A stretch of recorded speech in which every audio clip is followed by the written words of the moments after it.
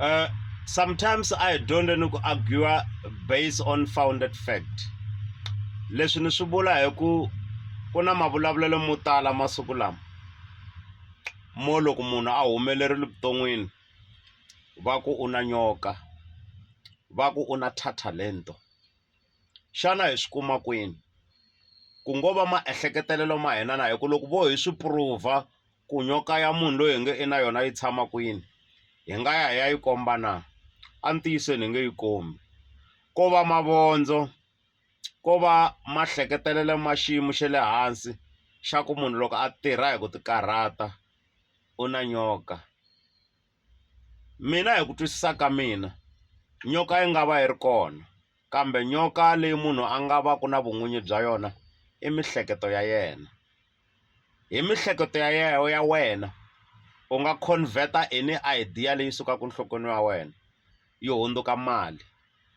Hi byo vunyoka bya nyoka leyi mi nge van'wani va na yona, va tirhisa maehleketelelo ma vona lamanene ku convert-a matwisiselo na mahleketelelo ya vona ya vutomi va swi hundzula mali, ivi loko va humelela n'wina mi ta ku va na nyoka. Nyoka i mihleketo ya munhu vafo. Hinkwenu leswi swi endlaku ku makhwiri ma hina ma tlela ma dyile hi lo rhanga hi swi kunguhata hi hleketa ivi swi hi tswalela mali. Hi leswi n'wina mi nge i nyoka leyi hlataka mali. Idea ya wena yi nga ku hlatela mali loko u yi tirhisa kahle. So guys, let us learn to convert our ideas into cash. Hi tshika ku mani i na nyoka, hi ku a hi se tshama hi yi vona. Ho swi hleketelela ku ve ku na lava va nga na vo talento, mara a hi se tshama even a single day hi kombiwa xivala xa tinyoka kumbe hi kombiwa building laha ku nga na tinyoka leti ti xavisiwaka. Because vunyingi bya hina hi kulele vusiwaneni vafo. Loko a ho swi tiva ku xitolo xa tinyoka leti xi le kwini, ni twa nga ku a hi ta ya hi vunyingi hi ya xava tinyoka leti, na swigevenga swi ta tshika ku rhoba tibangi swi ya xava nyoka yi tirha ku hlata mali. Guys, mina ko va twisiselo ra mina ra ku loko munhu a tirhisa miehleketo ya yena ku yi convert-a into a revenue, swi ta n'wi tswalela mali. Swi fana na loko lava ntirho mara nga ri ku maketeni, i ta wu kumisa ku yini wa ha rindzele ku i ta kokiwa hi voko va ku a hi fambi ya ku nghenisa ntirhweni. So i ta va i ri nyoka yo lolowa. So nyoka leyo ka yi nga lolohi ku yi pfuka ya maketa, yi convert-a idea ya yona into money. Hi ku vavanuna, munhu i byongo. Ni tshama ni ka mi byela lava tshamaka na mina ku munhu i byongo. N'wanuna wo a nga tirhisi mihleketo i ta vaviseka vuton'wini. Ende mi nga rivali ku n'wanuna wo pfumala mali a nga na dignity, ku hava n'wanuna lava pfumalaka mali a nga ta hlonipheka. So swi tiveni ku sweswi tinyoka leti hi nga ti tirhisaku i ku va hi va na hleketelelo ro antswa ro xana mali hi nga yi endlisa ku yini. Loko ku ri ku i nga swi kota ku rhwalela swikotikoti ya karisa ivi ya endla mali, a hi swi tirhiseni. Hi yo nyoka leyi hi afford-aku yona.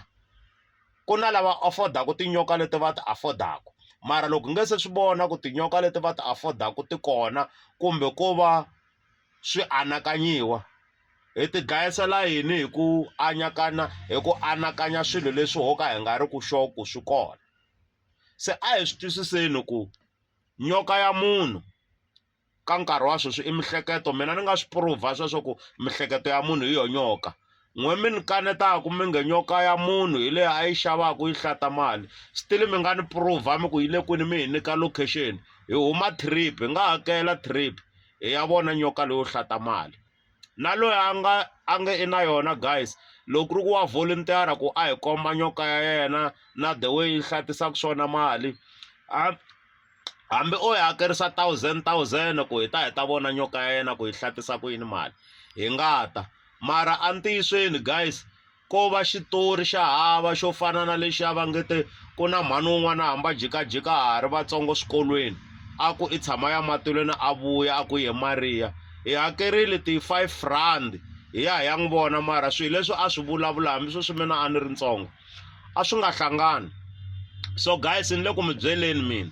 ngopfungopfu n'wina mi nga kula hi ku hlupheka ti-cheese boy yani ti veka tlhelo loko ti-cheese boy swa tika ku bendulula ndlondlo ya cheese boy hi ku yi kule yi believer ku swilo swi possible swilo swi ta yi lo tshama so n'we mi nga kula na vusiwanini guys na mi advisor hambanani na ku nyoka i nyoka nyoka yi kona ya xaviwa yi ta hlatela munhu mali sweswo swi ta pfuka swi nga vangi kona guys a hi tirheni a hi maketeni mintirho a hi converteni titalenta ta hina ti hi nyiketa mali swi tele leswi hi nga swi ndlaku hambi yo TikTok yona yaleyi loko yi tirhisa kahle ya ku reward at the end of the day hambi YouTube ya ku reward at the end of the day loko ku ri ku i tsala swilo swo vanhu va ta swi tsakela kumbe i posta swilo swo swi make sense a vanhwini ku tlula ku bulusetela nhlamba so I'm not saying ku nhlamba a yi kahle ka lava va twa ku nga ku yi kahle a hi tsaki swilo swo fana so but no ringeta ku kombisa ku loko mo ta na content leyi nga ku yi kahle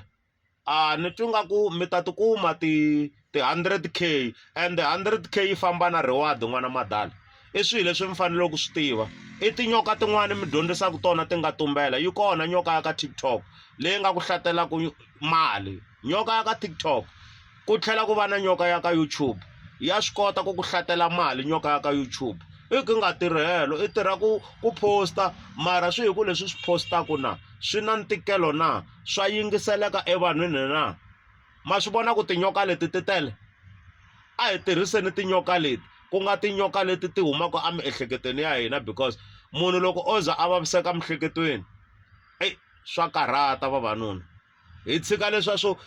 loko munhu a posta lexi hi ya n'wi yimelela hi ku he wana yena a rhuketeriwa no man un'wana na un'wana loko a posta whatever a postaku guys swi right a tlhelweni ra yena loko wi fila ku a hi xi lexi i nga xi consumaku don't consume it hi ku leswi mi hanyisaka swona ngopfungopfu ka Gaza mi ta ndla ku social network media yi ze yi regulatiwa ende loko yo za yi regulatiwa swa ndleka va ku a wa Facebook loko i ra grade 12 no nyika xikombiso hi ku loko va regulate swi ta na milawu yo karhi leyi nga ta tlhe yi va na switandzhaku ka n'wina no nyika xikombiso n'wina mi nga ti drop out mi nga zi mi chuwa a no nyika xikombiso ku a hi nge va ku va sungula ku regulate namuntlha a hi nge va rhangiwa va ku se ku ta Facebook kumbe ku ta TikTok lava nga na grade 12 ntsena ma swi vona ku mi ta vaviseka so it's good guys ku loko hi nghena hi ku ho tlanga ka this thing ko tlangiwa vhele na mina no tlanga mi nga ni teki serious but loyi twa ku nga ku u nga swi consumer leswi ni swi vulaku consume it swi ta ku pfuna but lexi ni ringetaka ku vula i ku Facebook TikTok swi fana na mathumbani ya vanhu vakulu guys so mathumbani lama a hi huweni kahle matshopetani lawa a hi ma swekeni kahle so mihleketo